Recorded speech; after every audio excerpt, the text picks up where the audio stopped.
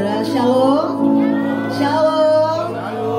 Saya percaya setiap kita sudah diberkati oleh Tuhan. Amin. Dan itu berapa banyak yang saat ini Bapak Ibu yang merasa diberkati Tuhan luar biasa, boleh lambaikan tangan, berikan tepuk tangan bagi Tuhan kita. Berbicara berkat Tuhan bukan hanya tentang materi, tetapi kalau kita boleh ada sampai hari ini dalam kondisi yang sehat, yang kuat, semua hanya karena anugerah Tuhan. Mari saya mengajak Bapak Ibu bangkit berdiri saat ini. Satukan hati, kita akan memulai ibadah ini. Tuhan Yesus, terima kasih. Kami bersyukur kami boleh ada sebagaimana kami ada. Semua hanya karena kemurahan. Bukan karena kuat dan gagah kami, bukan karena apa yang kami miliki, tetapi semua karena kebaikan Tuhan. Dan pagi hari ini Bapa, biarlah setiap kami yang datang maupun yang melayani Tuhan, kami mau sungguh-sungguh memberi yang terbaik bagimu. Lewat permainan musik kami, lewat tubuh, jiwa, dan roh kami, bahkan dalam setiap pujian dan penyembahan kami pagi ini, biarlah Tuhan disenangkan dan Engkau bertahta di atas pujian dan penyembahan kami. Terima kasih Bapa, kami siap untuk menyenangkan hati-Mu. Di dalam nama Yesus Kristus kami sudah berdoa dan mengucap syukur. Haleluya. Amin. Silakan duduk kembali Bapak Ibu Saudara. Ku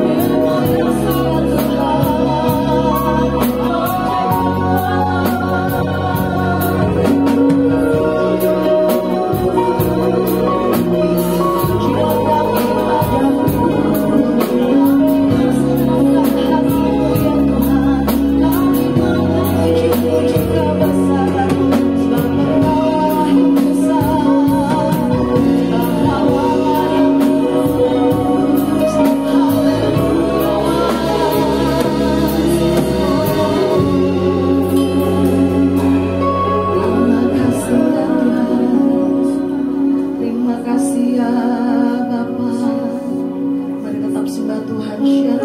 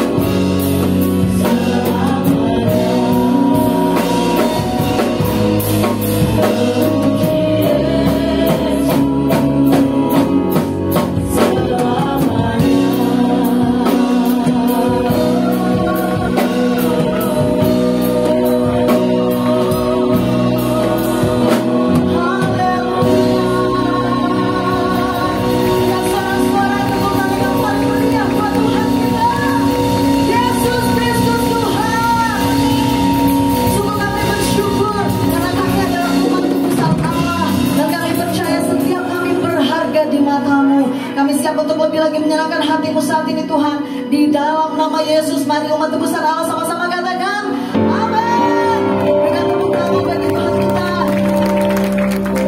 Sebab setiap kita bukan hanya ditebus, tapi juga sudah diberikan kuasa dan otoritas untuk melakukan perkara-perkara yang ajaib, lebih dari apa yang Yesus pernah lakukan di bumi. Amin. Yang percaya katakan amin. Yang percaya katakan amin. Salam-salam bagi Tuhan kita.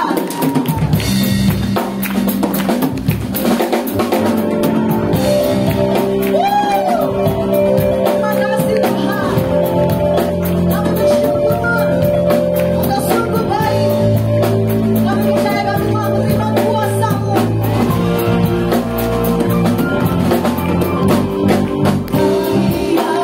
Terima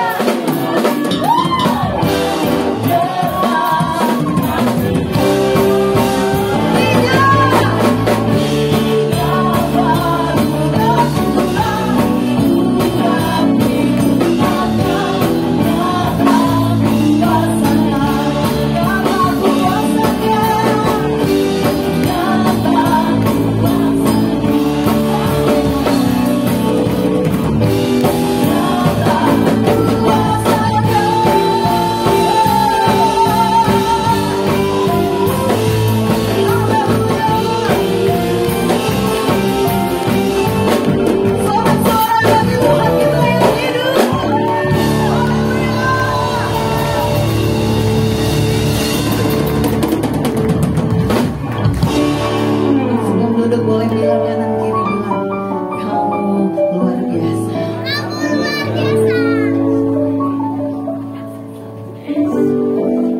Setiap orang di dalam Tuhan percaya menjadi orang-orang yang luar biasa. Amin.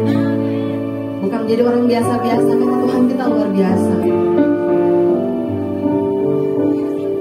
Sebab itu mari kita siapkan hati. Kita mau mendengarkan kebenaran firman Tuhan. Sebab Tuhan sungguh baik. Rahmat sangat baik bagi setiap saudara dan saya. Dia tidak hanya mau mati, Dia tidak hanya menunjukkan dengan kebangkitannya, tapi Tuhan memberikan penolong, penghibur bagi setiap saudara dan saya, yaitu Roh Kudus.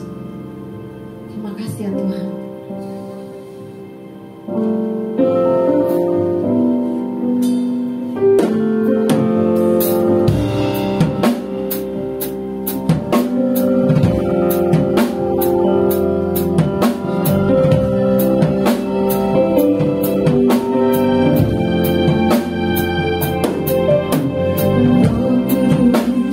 Hadir di sini.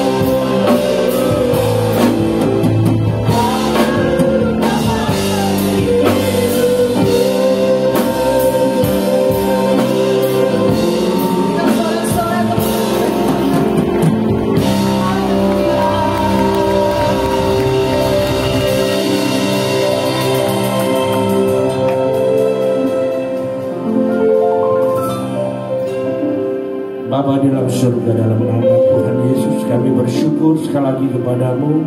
Tuhan, kau melawat umat Tuhan, gerejamu Tuhan boleh dipulihkan. Kami hidup Tuhan mempersembahkan segenap hidup kami, tubuh jiwa roh kami kepadamu sebagai persembahan yang hidup, yang berkenan, yang tidak bercacat kepada Tuhan. Itulah persembahan yang terbaik yang kau terima dari kami. Kami bersyukur Tuhan. Kami percaya kau membentuk hidup kami, kau mengajar kami Tuhan. Kau memberikan kami guidance, petunjuk, berikan kami Tuhan hikmat-Mu untuk kami terus selalu merenungkan kebaikan, merenungkan kebenaran-Mu. Terima kasih Bapa. Sampaikan isi hati-Mu melalui jemaat-Mu Tuhan dan hamba-Mu yang menyampaikan kebenaran ini. Biar Engkau sendiri berbicara langsung melalui kuasa Roh Kudus yang mengurapi dan memberikan kami menyingkapkan hal-hal yang rahasia, yang tersembunyi daripada Tuhan, supaya kami boleh memahami lebih lagi akan Tuhan, apa yang menjadi kehendak Tuhan untuk kami kerjakan, kami lakukan. Terima kasih Bapa. Terpujilah nama-Mu, dalam nama Tuhan Yesus kami mengucap syukur dan berdoa. Haleluya. Amin. Shalom Bapak Ibu sekalian. Kita setiap minggu pertama di awal bulan, saudara, kami semuanya diberi kesempatan untuk mengembalikan persembahan ke rumah perbendaharaan Tuhan, ya. Jadi semua persembahan saudara akan dipakai sepenuhnya untuk pelayanan operasional kegiatan pelayanan di tempat ini, ya. Semua penerimaan dan pengeluaran saudara boleh lihat di meja depan itu ada pengumumannya. Setiap minggu kita umumkan penerimaan sekian, pengeluaran sekian, ya saudara. Jadi semuanya tercatat dan dipertanggungjawabkan, saudara. Kita percaya bahwa gereja Tuhan tidak pernah akan kekurangan. Amin, saudara. Dan saya berdoa semua saudara juga diberi Tuhan kelimpahan yang tak terbatas, ya saudara. Semuanya dalam keadaan baik, sehat, semuanya diberkati oleh Tuhan, ya. Supaya tanda ucapan syukur segenap hidup kita semuanya adalah 100% milik Tuhan. Benar saudara? Ya, bukan lagi 10% tapi 100%. Ya, kita cuma diuji oleh Tuhan. Apakah kita setia mengembalikan persembahan persepuluhnya saja, saudara, ya. Semuanya persembahan saudara itu berkenan kepada Tuhan, ya. Kita sekali lagi berdoa kepada Tuhan, mengucap syukur apa yang sudah Tuhan beri kepada kita persembahkan untuk kemuliaan nama Tuhan. Dalam nama Tuhan Yesus kami mengucap syukur. Tuhan sudah memberkati kami sepanjang hari, sepanjang waktu, sepanjang bulan ini. Kami percaya semua berkat-berkat yang ada bukan kami pakai sendiri Tuhan. Kami tahu apa yang sudah Tuhan dalam hidup, taruh dalam hidup kami. Semuanya milik-Mu Tuhan. Terima kasih Bapa, boleh kami mendapat kesempatan untuk mengembalikan persembahan persepuluhan ini. Kiranya Tuhan menolong kami, memberkati, dan kami percaya gereja Tuhan boleh mengalami pemeliharaan Tuhan yang ajaib. Terpujilah nama-Mu, dalam nama Tuhan Yesus kami berdoa dan mengucap syukur. Haleluya. Amin. Bagi saudara yang sudah tahu nomor rekening di amplop persembahan, saudara juga boleh melakukan transfer lewat bank account, ya.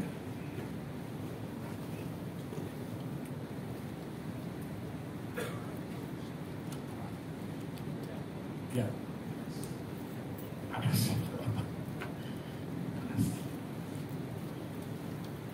Baik.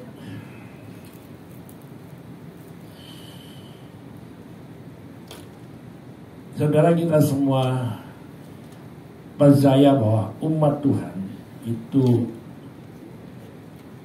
mengalami satu proses perubahan dari waktu ke waktu, ya. Proses itu kita alami bersama. Jadi saudara, ketika saudara mengenal Kristus, saudara percaya Yesus sebagai Tuhan dan Juru Selamat, saudara percaya akan pengorbanan Tuhan ketika Yesus mati kemudian dibangkitkan kembali. Itu peristiwa yang ajaib, yang luar biasa, yang tidak pernah terjadi di muka bumi ini. Ya. Kita percaya ketika Yesus sudah bangkit, ya, itu sebagai merupakan sebuah motivasi kehidupan bagi kita. Seandainya Tuhan Yesus tidak pernah bangkit, saudara, maka sia-sialah kepercayaan kita kepada Kristus.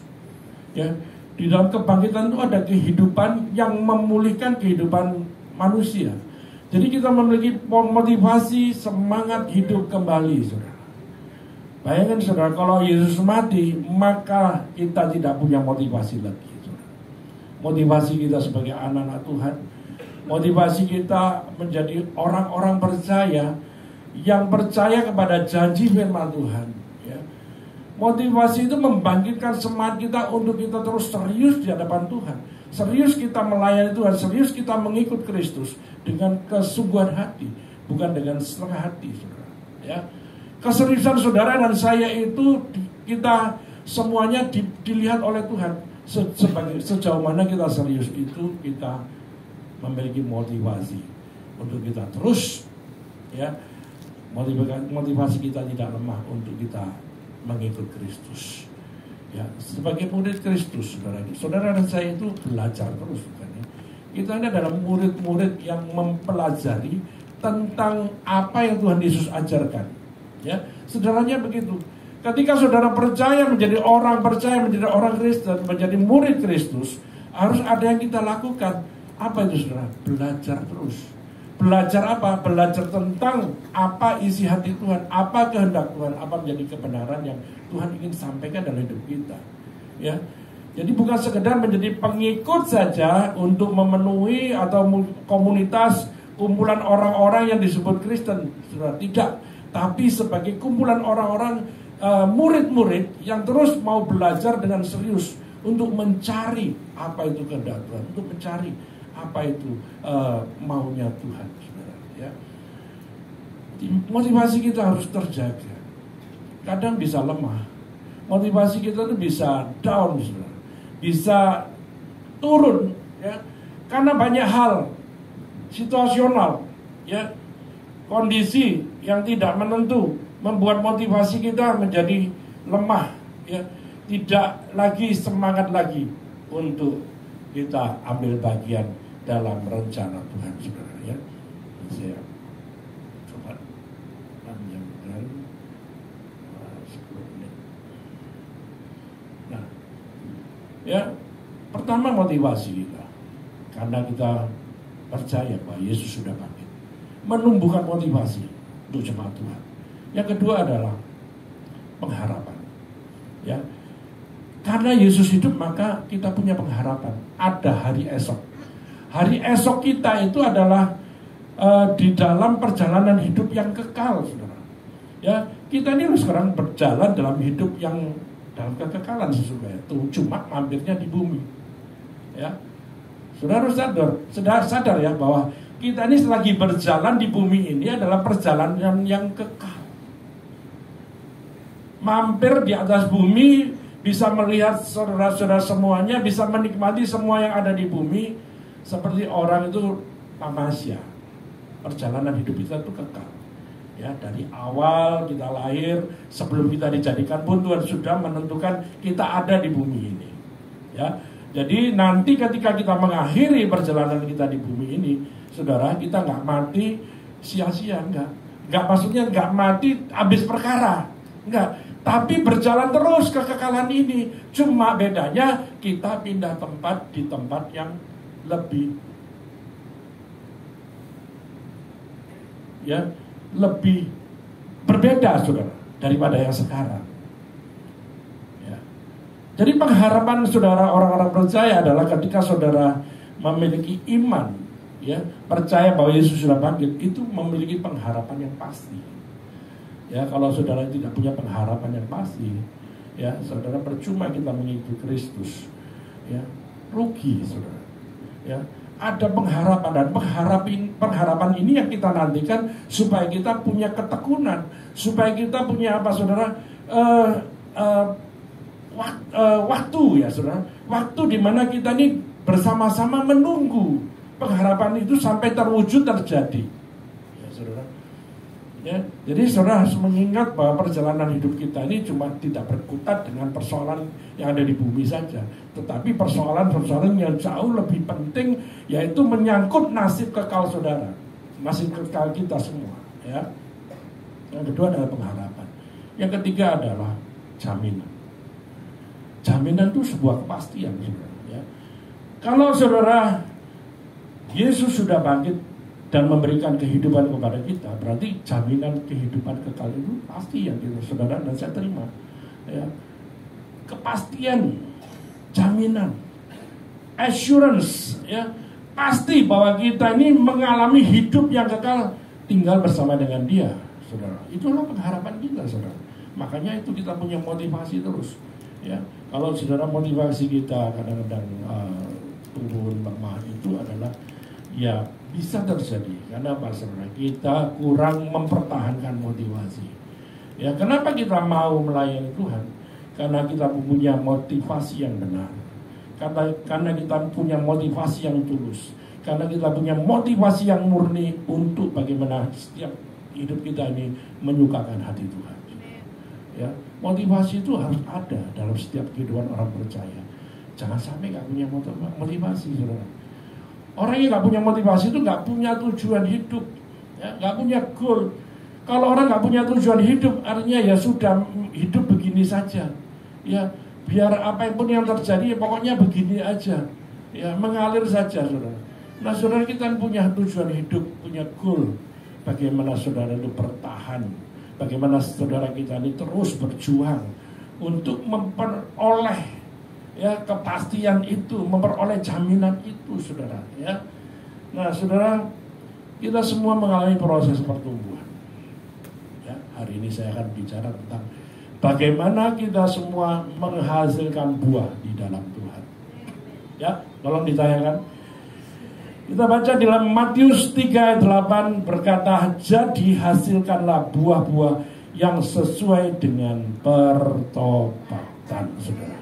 Ini ayat yang mungkin seringkali kita juga sering ingat dan sering kita lihat dan kita temukan, menghasilkan buah-buah yang sesuai dengan pertobatan.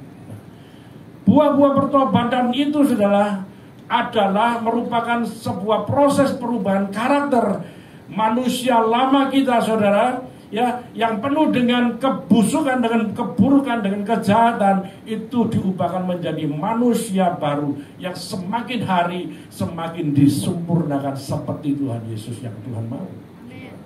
Ya, perubahannya seperti itu. Jadi buah-buah pertobatan itu zaman waktu kita masih hidup di manusia lama yang mungkin kita ini brengsek, ya, kita ini jahat, kejam, culas, ya, mungkin orang yang suka dengki, suka iri, ya, egois, kepala batu, saudara, keras kepala, gampang tersinggung, ya, sombong, angkuh, arogan, maunya sendiri, saudara, tidak mau diajar, tidak mau merendahkan hati. Manusia lama kita seperti itu. Coba periksa, ya, kita semua punya manusia lama kita. Mari renungkan perjalanan hidup kita ketika kita belum percaya Tuhan, ketika kita mengenal kebenaran dan kita diproses untuk dalam pertumbuhan ini, saudara, kita harus mengalami perubahan terus demi perubahan setiap saat. Ya, saudara, perubahan itu tidak bisa berhenti. Ya, perubahan itu harus terus dilakukan, continue, saudara. Diusahakan, ya, diperjuangkan, saudara, perubahan ini. Ini yang Tuhan kehendaki, saudara, sampai kita mirip sama seperti Tuhan Yesus. Memang tidak mudah dalam perjalanan ini untuk mengalami perubahan ini. Tapi saudara, kita harus mau. Yang penting saudara mau, saudara. Beda sama sekali orang dengan orang yang mengatakan aku tidak mau berubah. Beda, saudara. Ya sudah, itu keputusanmu. Tapi kalau aku mau, berarti apa? Ada satu dinamika yang terus menerus itu Tuhan proses dalam kehidupan kita, bukan karena kekuatan kita, tapi karena pertolongan Roh Tuhan. Ya, Roh Kudus itu membawa kita supaya kita mengenal lebih jauh lagi tentang isi hati Tuhan. Itu bukan pekerjaan kita, saudara. Bukan usaha kita, ya, saudara. Ya.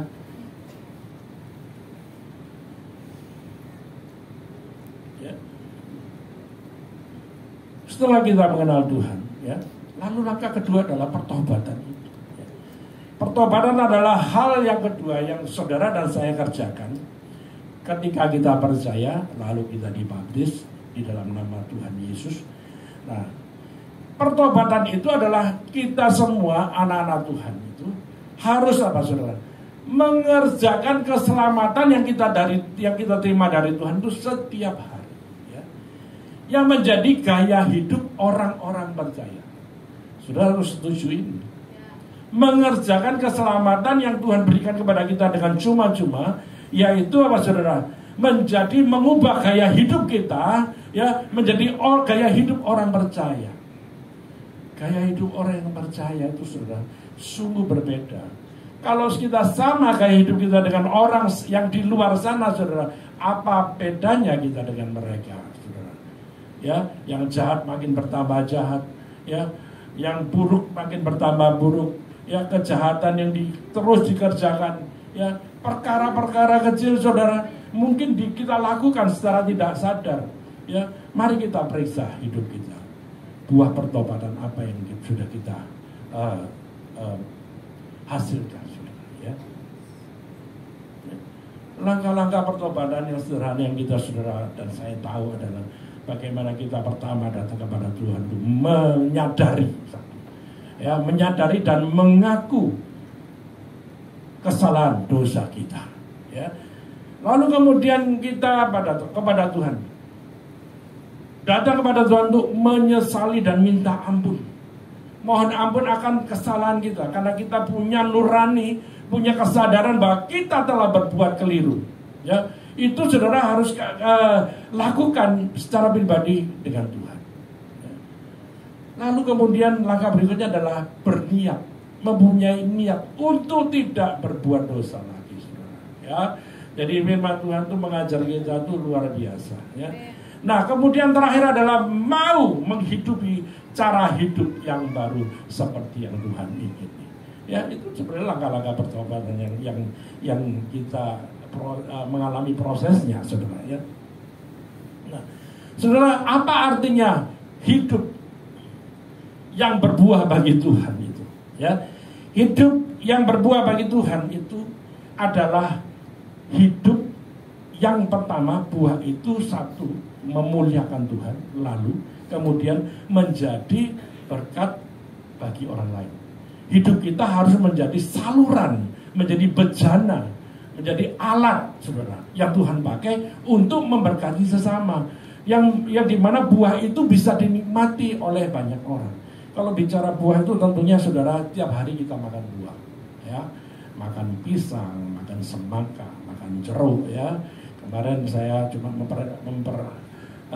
memperingatkan, ya, makan buah pisang, periksa pisang itu harus bagus, jangan sampai busuk. Kenapa, saudara? Karena pisang yang busuk itu ternyata ketika diambil sedikit lalu dilihat di mikroskop, ada banyak ulat-ulat kecil itu di pisang yang busuk, saudara, ya. Jadi kalau kita makan pisang, tolong perhatikan, dikupas, ya. Yang busuk dipotong, disisihkan, kalau perlu nggak usah dimakan. Ya, cari yang bagus, yang sempurna baru dimakan.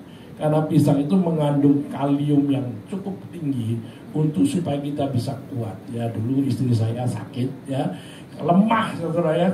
Kenapa? Terus ternyata diperiksa di dokter, sampai nginep, saudara. Nggak ada hujan, nggak ada panas, saudara, tiba-tiba lemes, saudara. Orang suka lemes itu ternyata periksa kaliumnya. Ya, kenapa, saudara? Kurang makan pisang dan apokat. Karena apokat dan pisang ini bukan promosi, ya, tapi ini penting untuk kita semua, saudara, supaya saudara itu mengetahui, ya, buah itu ternyata harus kita makan, buah dan sayur, supaya kita tidak pikun. Haleluya. Ya, saudara. Nah, saudara, hidup berbuah bagi Tuhan untuk memuliakan Dia. Buah itu menyukakan Dia, saudara. Semua, saudara. Ya, yang kedua adalah bagaimana buah itu menjadi yang kita bagikan supaya menjadi berkat bagi orang lain, saudara, ya. Nah, buah apa itu, saudara, ya? Mari kita lihat ini, ya.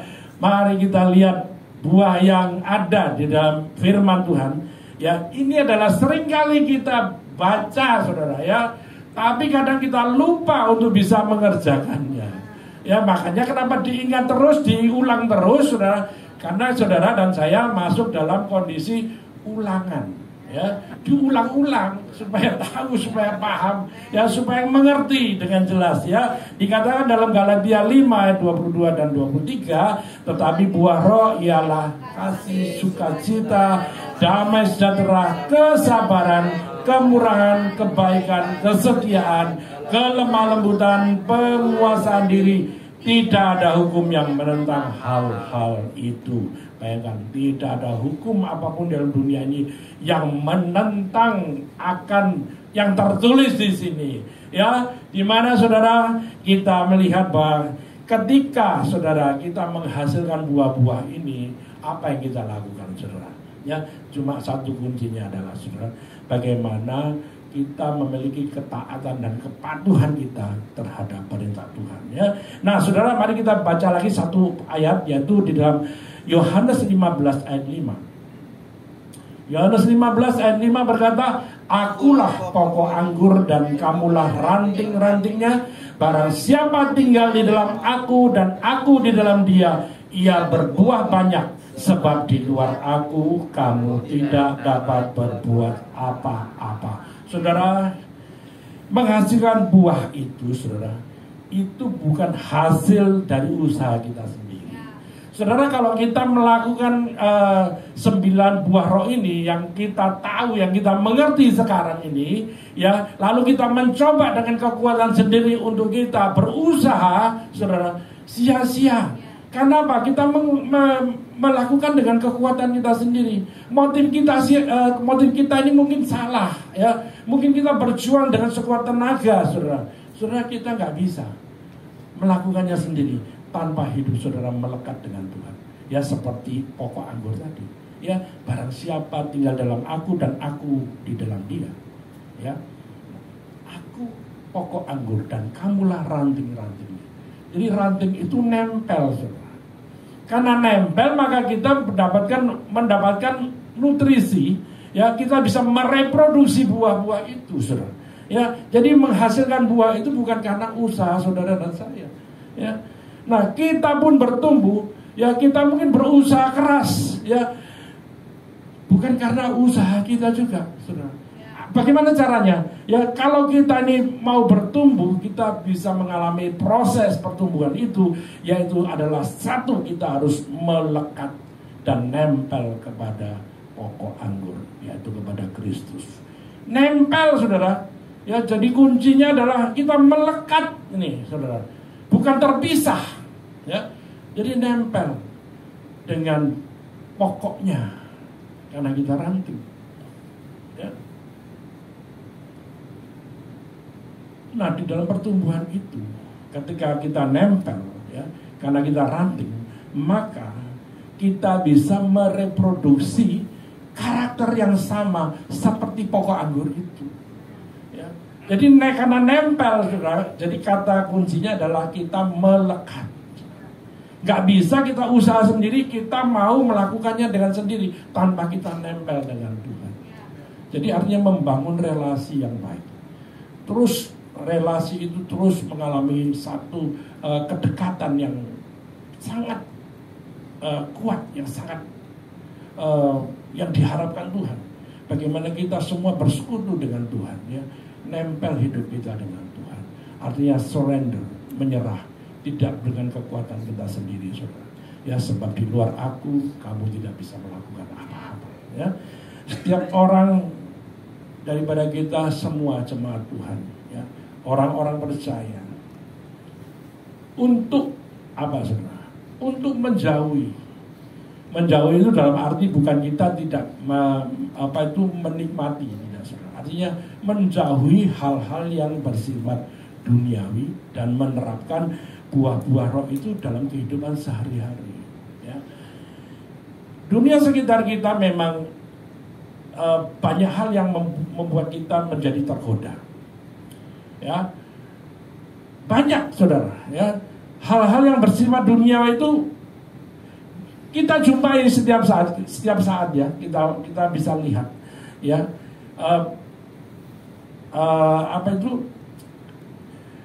hal-hal yang bersifat duniawi itu bagaimana saudara dan saya itu, bagaimana sanggup kita ini dengan bijaksana untuk memilih, mengambil keputusan bahwa kita mau ikut arus dunia atau kita mau terlibat di dalam hal-hal yang sifat keduniawian, yang berkenan atau yang tidak berkenan, yang benar atau yang salah. Saudara, kita ini punya nurani yang Tuhan ciptakan untuk bisa memilih. Ya, apakah kita mau mengikuti hal-hal yang sifatnya duniawi ataupun kita mau mengikuti bagaimana yang dikehendaki Tuhan. Yaitu dalam hal ini saudara dan saya memproduksi buah-buah yang sesuai dengan kehendak Tuhan, yaitu bagaimana kita menerapkan buah-buah itu di dalam kehidupan sehari-hari, saudara. Ya. Nah, di mana saudara dan saya, bahwa kita percaya bahwa buah roh itu adalah tanda di mana Roh Kudus itu ada di dalam kehidupan saudara dan saya. Ya, kita lihat bagian yang pertama. Ya. Kita lihat bagian yang pertama ini adalah 3, ya, yaitu kasih, sukacita, dan damai sejahtera. Merupakan hubungan orang percaya saudara dan saya dengan Tuhan Yesus. Kenapa begitu, saudara? Karena kita memiliki hal ini, 3 hal yang pertama ini adalah kasih, sukacita, damai sejahtera. Tidak bisa kita dapatkan dari dunia ini, hanya dari Tuhan Yesus saja. Ya, dunia tidak bisa mempersembahkan ini. Sia-sia kita cari di dalam dunia ini, tidak ada. Tapi Yesus memberikan kepada kita ini 3 hal ini yang sangat penting. Makanya merupakan kenapa 3 yang pertama ini, 3 pertama ini adalah merupakan hubungan orang percaya dengan Tuhan Yesus. Karena kita menerima dari Dia, saudara. Ya. Kasih agape Tuhan. Kasih yang tidak ada pamrih. Saudara. Mari kita belajar. Kasih yang tidak ada pamrih memang sulit, tapi harus kita berjuang, saudara. Mengasihi orang lain, mengasihi musuh kita, mengasihi keluarga, mengasihi orang yang membenci kita tanpa pamrih. Mengasihi istri, mengasihi suamimu, mengasihi anakmu, mengasihi mertuamu, saudara. Ya, mengasihi bosmu yang menjengkelkan. Bagaimana caranya? Susah. Ya, susah, saudara. Kalau sudah menjengkelkan itu rasanya, saudara, ya, kepingin keluar saja. Bisa, begitu kan? Ya, yang enggak tahan. Nah, saudara, proses ini, saudara, harus kita benar-benar menanggalkan, saudara, semua yang ada dalam hidup kita ini, supaya kita mampu mengasihi tanpa kita melihat kondisi orang lain. Gimana caranya? Ya, karena bukan kekuatanmu. Ya, kita bisa mengasihi itu karena kasih karunia Tuhan. Ya, kalau saudara pakai dengan kekuatanmu sendiri, nggak mungkin saudara bisa mengampuni. Nggak mungkin saudara bisa melupakan. Karena kalau saudara pakai kekuatanmu sendiri, kalau saudara pakai kekuatanmu sendiri, saudara akan selalu menyimpan itu di dalam hati sampai mati. Ya, sampai di liang kubur masih benci orang, mungkin masih jengkel sama orang, nggak pernah beres, saudara. Ya, ini yang terjadi. Hal-hal kecil yang dimana Tuhan ajarkan supaya kita punya apa? Kemurahan hati. Ampunilah kami. Saudara minta ampun sama Tuhan, saudara, bagaimana konsep apa yang harus kita lakukan kalau saudara minta ampun? Kita kan penuh banyak pelanggaran dan dosa, tapi kita minta ampun sama Tuhan. Ya Bapa, ampunilah kami. Seperti kami juga mengampuni orang yang bersalah kepada kami. Apakah saudara bisa mengampuni orang bersalah kepada kita? Ya, karena kasih karunia kita bisa melakukan itu, ya. Jadi sukacita.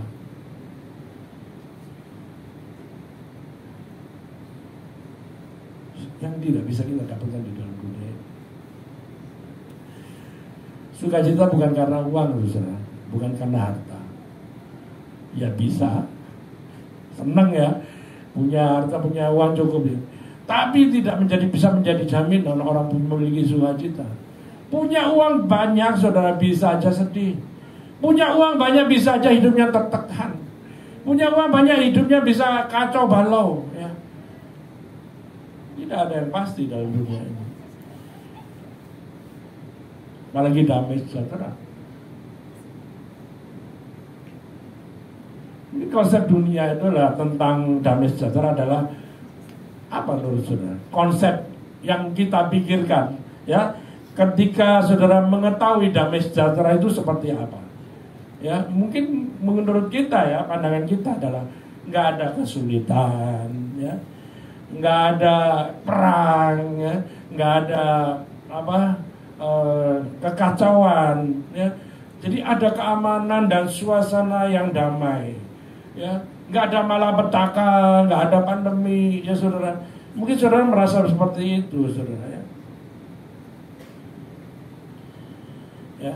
Jadi damai sejahtera yang sejati yang Tuhan berikan pada kita itu damai sejahtera yang di dalamnya saudara kita bisa merasakan. Saudara dan saya bisa mengalaminya, ya. Beda saudara, ya. Beda saudara. Ya, kalau kita pun hidup dipelihara Tuhan dalam berkecukupan, kita bersyukur pada Tuhan, ya, ditambah dengan 3 hal ini, ya, ada kasih karunia, ada sukacita, ada damai sejahtera, maka berkat itu berkat yang ganda, saudara. Ya, saudara. Jangan sampai ini tidak ada dalam hidup kita, karena ini pemberian dari Tuhan. Dari mana caranya? Karena kita melekat dengan Tuhan, ya, karena kita melekat pada pokok anggurnya, saudara. Hal yang sederhana kan, bukan? Ya, saudara. Nah, bagian yang kedua kita lihat. Bagian yang kedua adalah kesabaran, kemurahan, dan kebaikan adalah menjadi cerminan hubungan orang percaya dengan sesama. Tadi dengan Tuhan. 3 hal ini cerminan hubungan kita dengan sesama kita.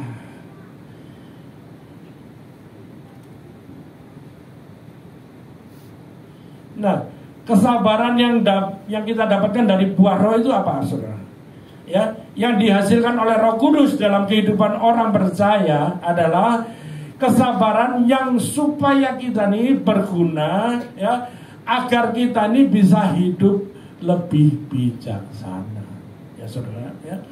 Supaya kita hidup bisa berkenan kepada Tuhan, ya, kita ini butuh kesabaran, ya, untuk menghadapi orang-orang yang menjengkelkan, ya. Saudara, saya ini termasuk orang yang tidak sabar dalam perjalanan, ya saudara.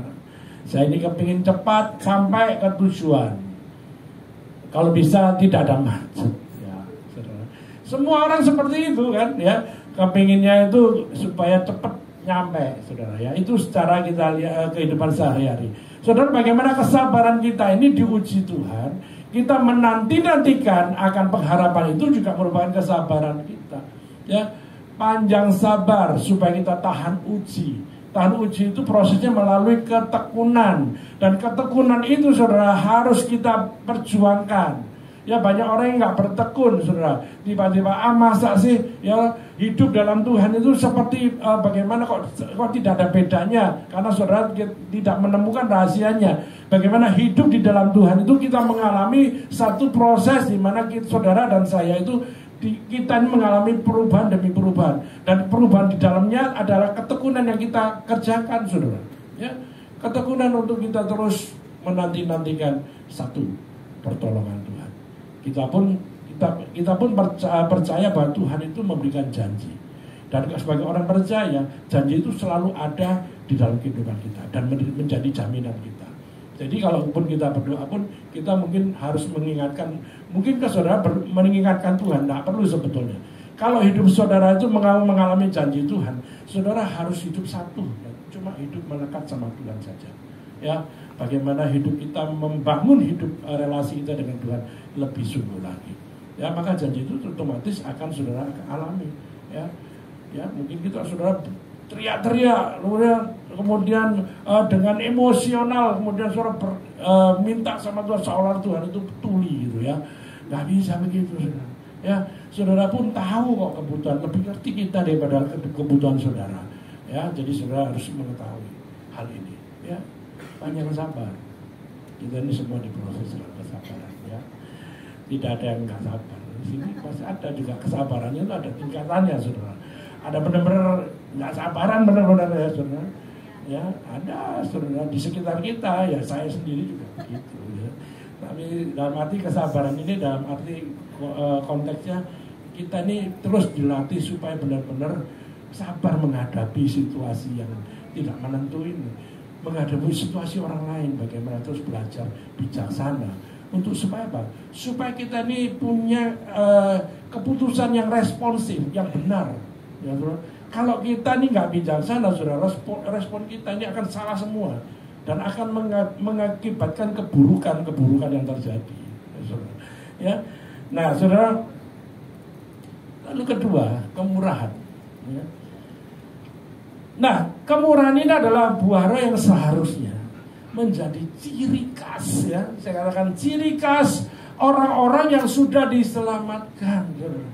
Ya, karena kita beroleh keselamatan dengan cuma-cuma, kita mendapatkan kemurahan dari Tuhan, maka saudara, kita pun harus memberikan kemurahan kepada orang lain secara cuma-cuma, saudara. Maka ya saudara, secara konsekuensi adalah orang yang sudah diselamatkan itu harus mempunyai hati yang penuh kemurahan, saudara.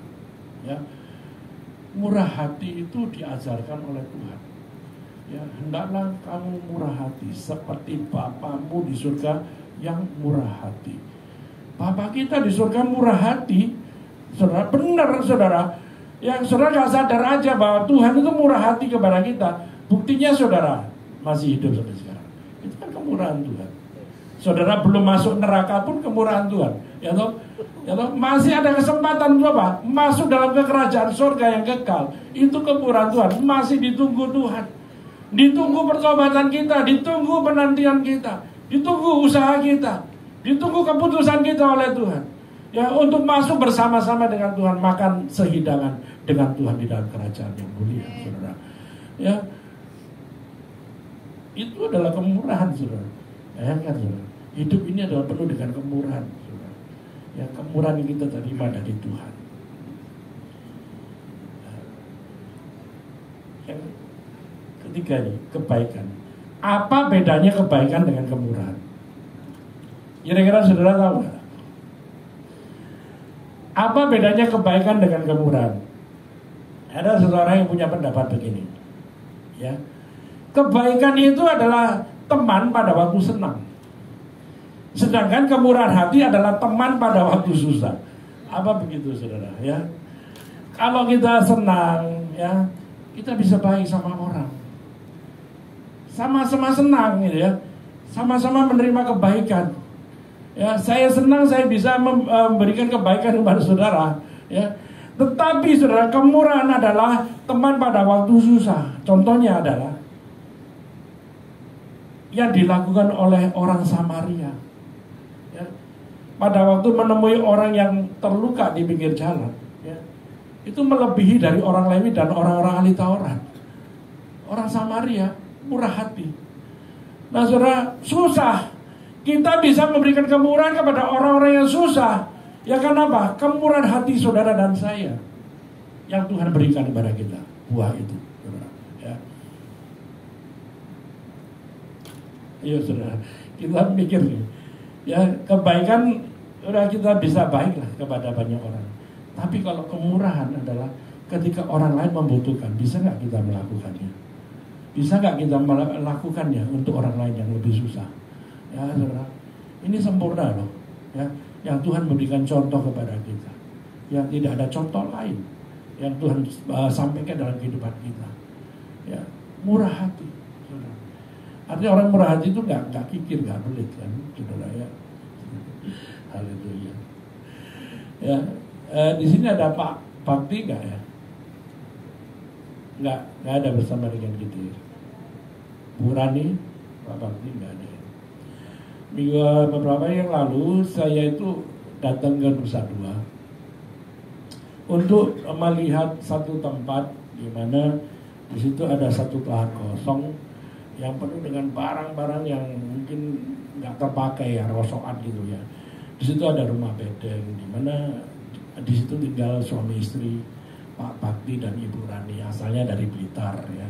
Baru kenal juga, kemudian ngobrol-ngobrol, ternyata suami istri ini adalah orang anak Tuhan yang cinta Tuhan, yang hidupnya selama pandemi pun dipelihara Tuhan luar biasa karena dia mengalami Tuhan, saudara. Ya, Ketika melihat tempat itu, dia sudah bikin pondok yang sederhana, tempat anak-anak belajar bimbel, ya, kurang lebih 15-20 orang diajar dengan gratis, saudara. Pelayanan-pelayanan yang mulia, yang memberkati, yang tidak perlu bayar, yang dikerjakan dengan apa? Dengan hati, karena mengasihi jiwa-jiwa, untuk menolong anak-anak itu supaya mentas, supaya bisa memiliki pengetahuan. Pelayanannya seperti itu. Lalu kemudian Pak Bakti itu bertemu dengan banyak orang-orang yang memang dipertemukan Tuhan dengan kondisi yang berbeda-beda, yang bermacam-macam. Ada yang dari kelompok lain, ada yang ingin dari mungkin orang-orang yang punya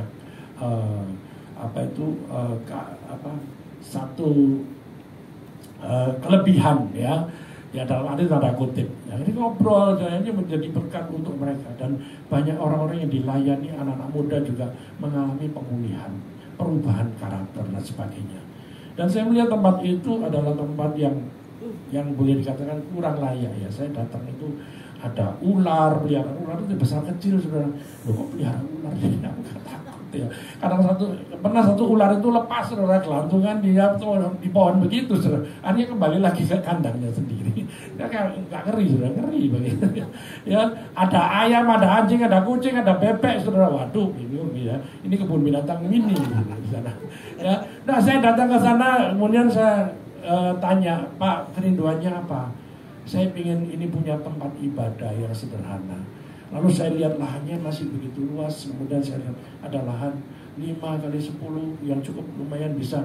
Pak, gimana cara kalau kita bikin tempat ibadah yang sederhana, tidak perlu pakai material tembok kanan kiri, yaitu pakai kanopi saja. Ya, lalu kemudian saya minta diukur, ketemu dimensi 5x10, lalu kita gambar yang sederhana pakai pensil, ya. Maka yang penting berdiri tiang, ada atap penutup kanopi yang bawah lantainya diplester, dan bangun kamar mandi di sini ukuran 3 meter x 1,5 meter. Nah, dihitung-hitung semuanya, saudara, biayanya ya lumayan, ya saudara, sekitar 20-an lebih. Nah, kemudian langsung saya inisiatif, Pak, satu, langkah pertama, bersihkan dulu lahan ini, rapikan dulu, lalu kemudian setelah itu kita langsung kerjakan. Ya, kemarin kita sudah beli limestone 3 truk, saudara, ya. Entah uangnya dari mana, yang penting saya mau mulai dulu, yang penting kita jalan. Ya, artinya melangkah, kalau nggak melangkah nggak akan terjadi apa-apa. Kalau diem aja juga nggak akan terjadi apa-apa, saudara. Lebih baik sudah ambil keputusan, langsung Pak kerjakan dengan hitungan sederhana, pakai gambar sederhana, limestone. Setelah itu bersihkan, jadi diplester. Setelah kemudian kamar mandi dibangun supaya bisa berdiri. Setelah terakhir selesai kering, lalu kemudian kanopi dinaikkan. Biayanya dari mana saya nggak tahu. Tapi saya kemudian info ke teman-teman. Kita punya project, yaitu projectnya adalah membeli material bangunan untuk rumah kita di sorga, yaitu satu sak semen 50.000. Yang mau ikut berpartisipasi silakan, saudara, ya.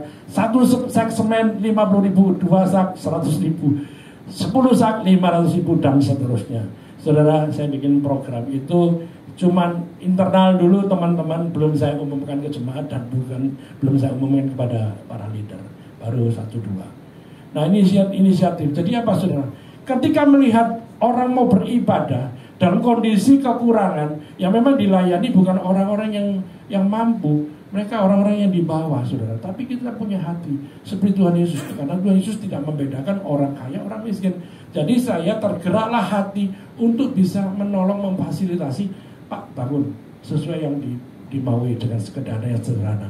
Yang penting bisa beribadah, tidak kehujanan dan tidak kepanasan. Ya, saudara, kemurahan hati ini harus ada dalam kehidupan orang-orang percaya. Ya, kita dilatih Tuhan terus untuk berbagi. Orang yang suka berbagi, ya, jangan pernah kita merasa miskin. Tidak ada kamusnya. Orang yang suka berbagi itu akan selalu miskin. Amin kan, saudara? Ya, orang yang suka berbagi itu pasti hidupnya selalu berkelimpahan. Tidak ada orang yang suka berbagi itu mengalami kemiskinan, tidak ada, saudara. pasti akan berlimpah kasih karunia, berlimpah semuanya, saudara. Ya, yang bagian yang berikutnya adalah yang ketiga ini, yaitu kesetiaan, kelemah lembutan dan penguasaan diri adalah merupakan hubungan orang percaya dengan diri kita sendiri. Ya, dengan diri kita sendiri, saudara.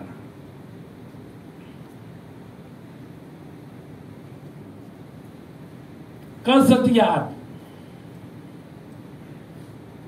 ini juga tidak mudah. Ya.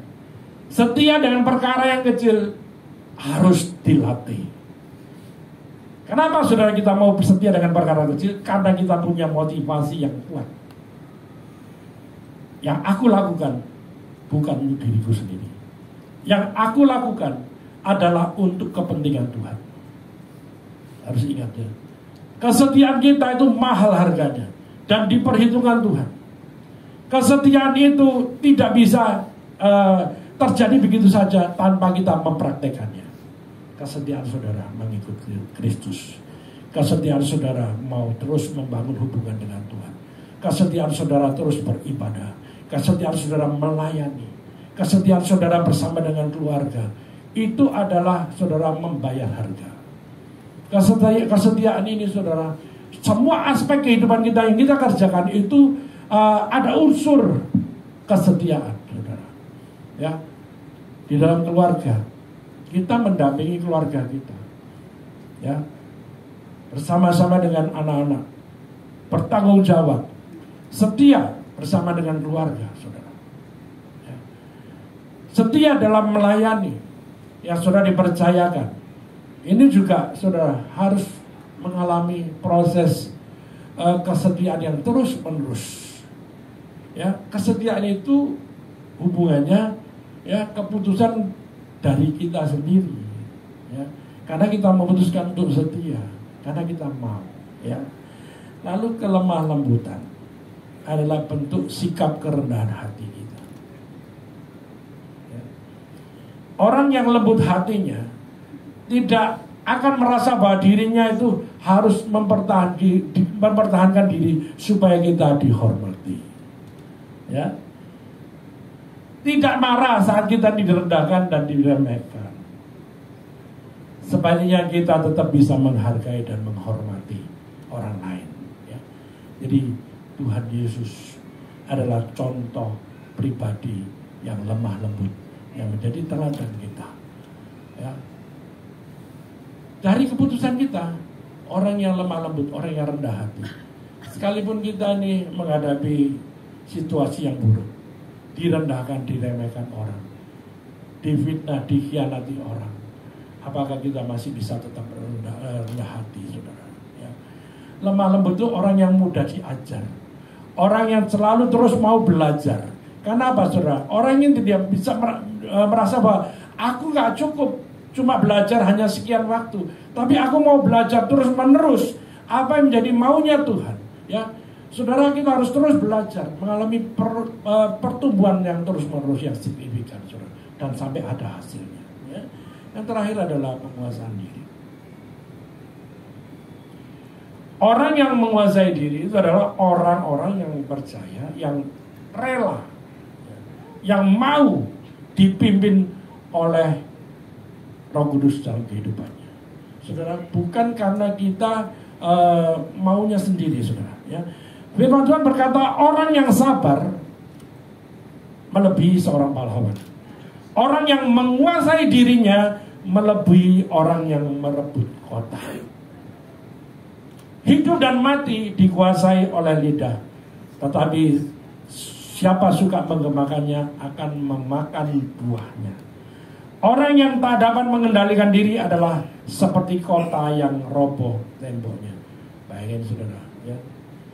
Kita ini benar-benar butuh penguasaan diri untuk mengontrol hidup kita ini, bagaimana supaya kita tidak salah langkah. Untuk mengontrol hidup kita supaya kita tidak mengambil keputusan yang fatal, saudara. Ya. Penguasaan diri ini harus ada dalam kehidupan saudara, karena saudara ini keputusan kita. Dapatnya dari mana? Dari buah yang kita reproduksi ketika saudara dan saya melekat dengan Tuhan. Ya, ini harus ada 9 ini. Ya, karena ini penting, makanya harus selalu diulang-ulang. Kita kan banyak gagal nih. Apa yang gagal di sini? Banyak, saudara, banyak kegagalan yang terjadi. Tapi biarlah hari ini kita merenungkan semua yang kita dengar hari ini, saudara ya. Nah, saudara, buah-buah roh ini semuanya itu mencerminkan ya seseorang ya dengan pola hidup orang percaya yang kita jalani. Cerminan kita menjadi orang-orang yang berjalan di dalam dunia ini supaya orang itu bisa melihat ya ada perbedaan, tidak sama ya. Cerminan di mana kita ini hidup yang bisa memuliakan Tuhan melalui seluruh aspek kehidupan kita, dalam rumah tangga, dalam pekerjaan, dan juga dalam keluarga, dan juga dalam pelayanan. Ya. Nah, orang percaya menjalankan pola hidup kekristenan dengan benar harus punya buah-buah roh ini. Ya, saudara harus punya. Punya berapa? 1 aja, Pak. Ya, saudara. 9. Ya. Harus punya berapa, saudara? 9 rasa. Sebagai kesimpulan terakhir,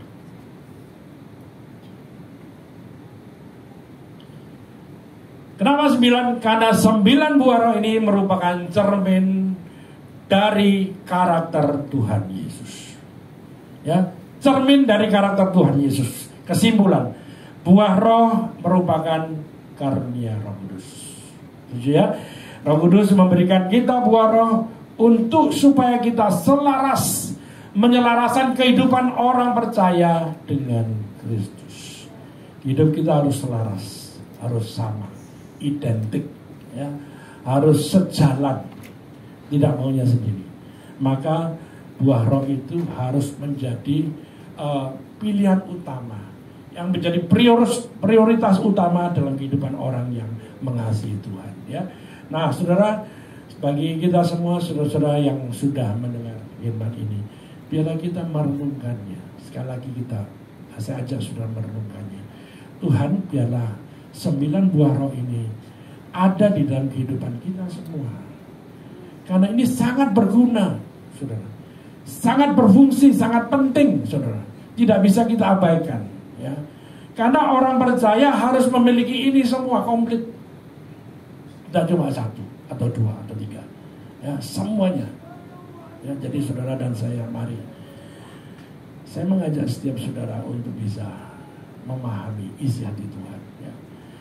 Karena kita tahu bahwa perjalanan hidup ini penuh dengan hal-hal yang sulit, ya. Hal-hal yang membuat kita bisa jatuh, hal-hal yang membuat kita bisa tersungkur, saudara, karena keputusan yang keliru. Ya, maka saudara dan saya minta Roh Kudus. Ya, saudara, kita ini cuma disuruh Tuhan minta. Ya. Kalau saudara nggak minta juga Tuhan nggak kasih. Ya, kalau kita minta sesuatu sama orang pasti sesuatu itu kita terima karena ada orang yang memberikannya. Dan Tuhan pun menyuruh kita untuk minta Roh Kudus itu supaya tinggal di dalam hidup kita setiap saat sampai selama-lamanya, saudara. Ya, karena itu kekuatan kita. Ya, saudara, biarlah melalui perenungan hari ini kita bisa memahami lebih lagi tentang isi hati Tuhan, kehendak Tuhan, pikiran Tuhan, dan perasaan Tuhan. Ya, saudara, ini perasaan Tuhan semuanya. Ya, mari kita bersama-sama berjuang untuk mengusahakannya. Ya, Tuhan Yesus memberkati. Mari kita